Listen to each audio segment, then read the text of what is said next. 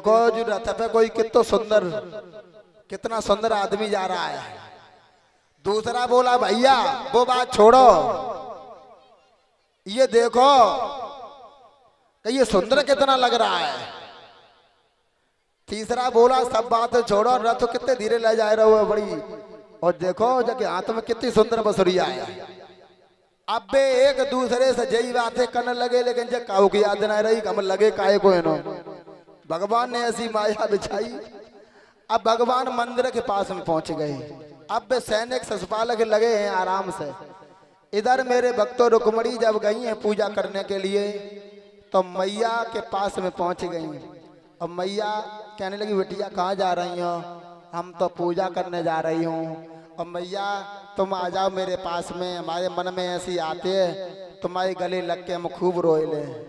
मैया कहने लगी अबे मत रो, जब शादी हुई है तुम्हारी विदा हुई है तो तुम खूब रोई लियो।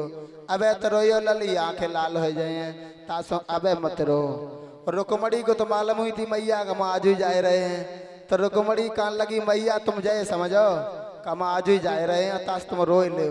मैया कहने लगी समझे कैसे, जब तुम आज जाए ना रही तुम काय करो है। मैया ना रो रही है, रुक्मणी जबरदस्ती गले में हाथ डाल के और रोन लगी। जब जबरदस्ती रुक्मणी रोन लगी तो मैया रोन लगी। अब मैया को का मालूम बिटिया के पेट में कहा चल रहा है, सो बेऊ रोन लगी। सो मैया से मिल के रुक्मणी चली। सो रास्ता में रुकुम मिल गो, ओ लड़की कहाँ जा रही है, कहाँ जा रही है? रुक्मणी बोली भैया हम पूजा करने को जा रहे हैं। पूजा करने को अकेली जाएगी? कहीं नहीं जाएगी, चल। हैं तुझे नहीं मालूम तेरी शादी तेरी बारात आ चुकी है, चारों तरफ फौज लगी है, कहीं नहीं जाएगी, घर पे बैठ बैठ चल पीछे। रुक्मणी कहने लगी भैया शादी है तो क्या मैया का भजन नहीं करूं? जाऊंगी। रुकुम बोला तो अकेली नहीं जाएगी, नहीं जाएगी अकेली, तेरे साथ और सहेलियां जाएंगी। सो रुक्मणी सोचने लगी देखो मुसीबत कैसी आई गई। सो रुक्मणी की और सहेलियों को साथ में किया है।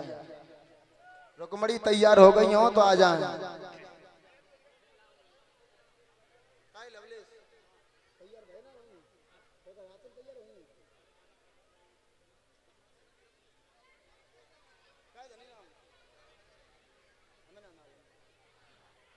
आज मेरे भक्तों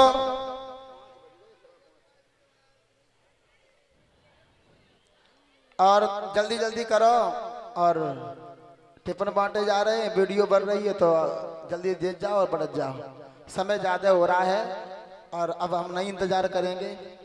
भक्तों जैसे ही रुक्मणी चली हैं और पूजा की थाली हाथ में लेकर के जब रुक्मणी चली हैं, सहेलियां साथ में हैं, धीरे धीरे चलती हुई है मंदिर के पास में पहुंच गई।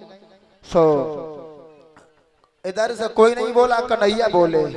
अब कन्हैया जो चक्कर में पड़ गए, करे पंडित जी हमने तो जकई थी रुक्मणी को भेजियो। अब इनने तो लाइन लगाई, देखो दुनिया की लड़कियां भेजती, अब जय ना समझ में आते जब रुक्मणी कौन सी है। कहूँ ऐसा न रुक्मणी के चक्कर में कोई दूसरी लड़की चली जाए, और जय बात रुक्मणी के दिमाग में आई। कहूँ ऐसा न कन्हैया हमारे चक्कर में कोई दूसरी लड़की को बैठा ले रथ में और ले जाए। सो जिस हाथ में कंगन बंधा हुआ था वही हाथ ऊपर करके रुक्मणी अपनी सहेलियों से पूछने लगी, बहन ये फौज किसकी है? दंडवक्र की। ये फौज ससपाल की।